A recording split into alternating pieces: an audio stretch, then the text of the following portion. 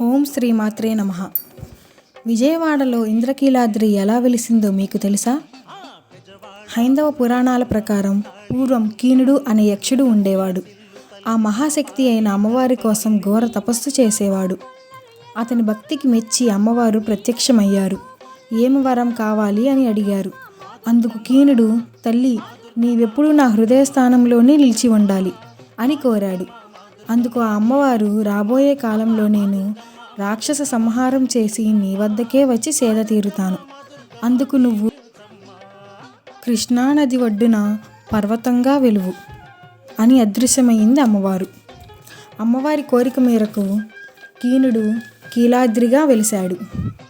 రాక్షస సంహారం తరువాత అమ్మవారు కీలాద్రిపైకి సేద తీరడానికి వచ్చింది. అప్పుడు అమ్మవారిని చూడటానికి సకల దేవతలంతా వచ్చారు. అలాగే ఇంద్రుడు కూడా వచ్చాడు.